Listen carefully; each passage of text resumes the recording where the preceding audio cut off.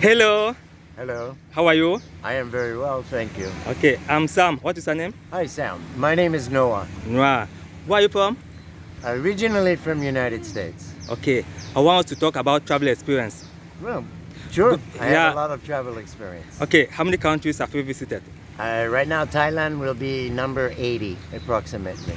Okay, can you name some of the countries?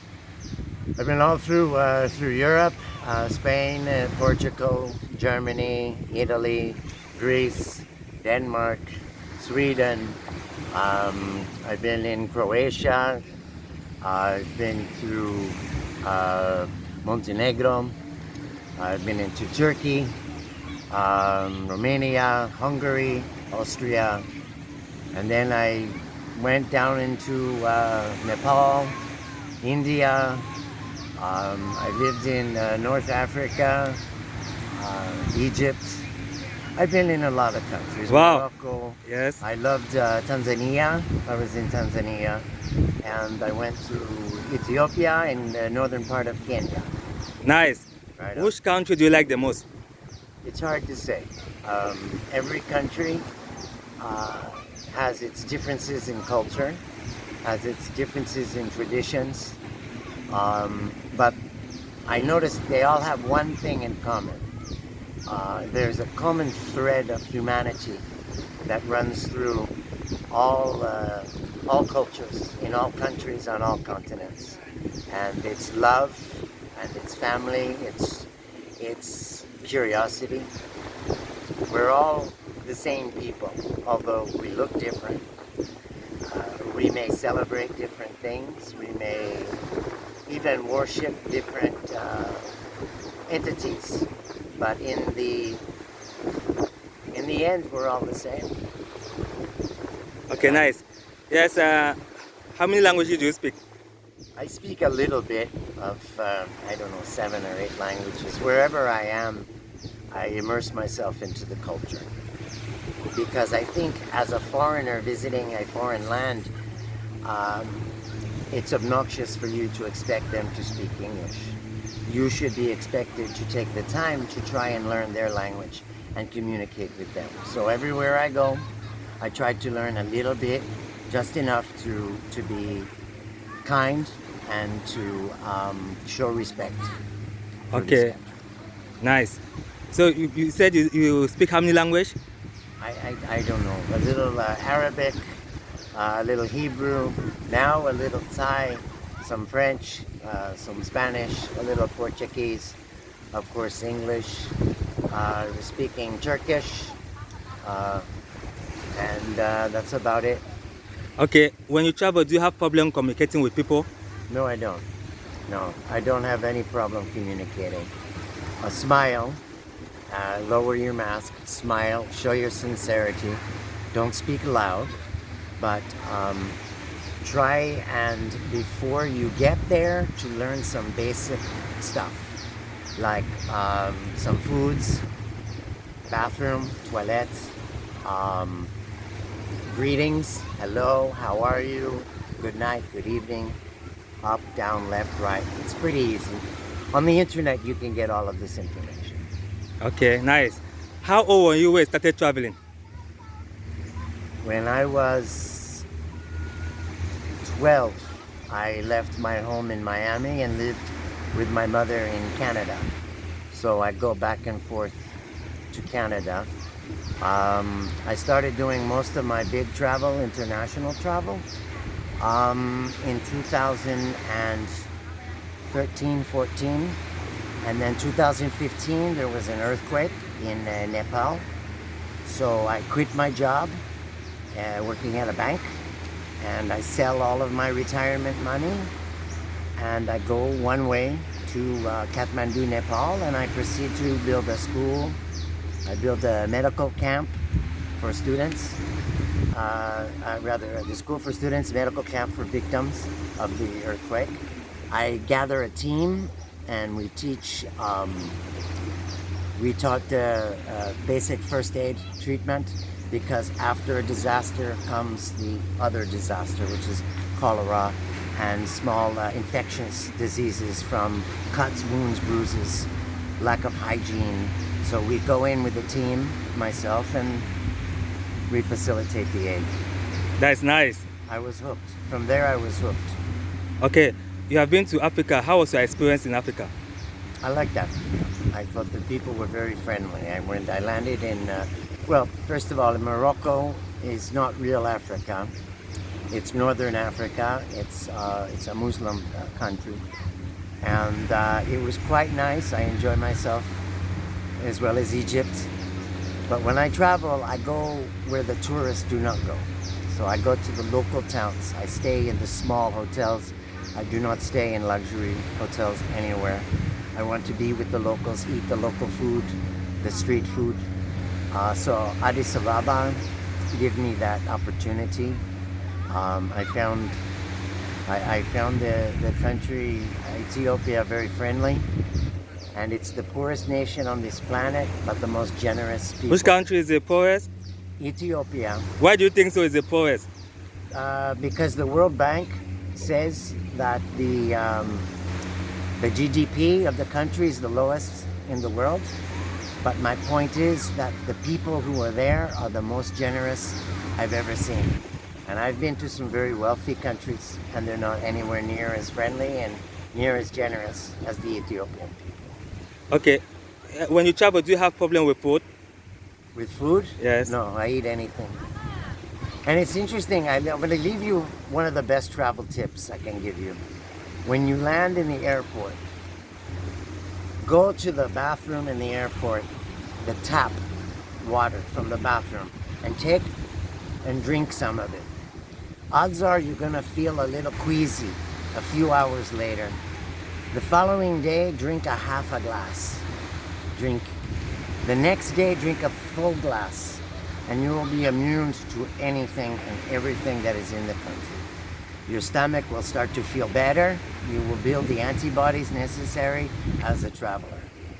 But I think that some countries, the tap water is not good. In most countries, the tap water is, in India, the tap water is no good. In Mexico, the tap water is no good. So either you get a little bit sick a few days at a time, and then you are immune to it. Your body will be used to the bacteria, and you won't get sick from eating the fruit, from eating food that is cooked with water. So that's one of my best tips. I can travel Mexico, India. I will be in Cambodia in 2 weeks. I will be in Bangladesh in 2 weeks. And I think that this tip will save you from really getting sick, because you build your body's immunity. Okay, have you ever fallen sick while traveling? Why am I traveling? Yes, have you ever fallen sick? About falling sick Yes. during COVID? I'm not worried. I'm vaccinated. I take precautions. I'm careful. I'm not stupid. I'm not arrogant. See, I'm cautious. I'm not scared. I'm cautious. There's a big difference. Okay, do you like traveling alone or like traveling with friends? I like traveling alone, only alone. I try traveling with people, and there's too many people wanting to do too many different things. I allow myself to be free and travel without obstruction from anyone's opinions or what they want to do. It's always what I would like to do. Okay, do you like travel light or heavy? I travel with one small backpack.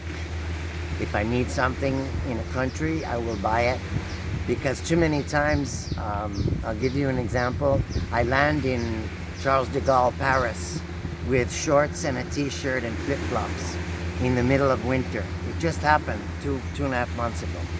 I had no winter coat, no jacket, nothing. So I have to go buy the winter coat and jacket when I'm done with it. And depending upon where I'm flying next, I will donate all of my things to a homeless shelter in the local area, so that people who do live there can use it.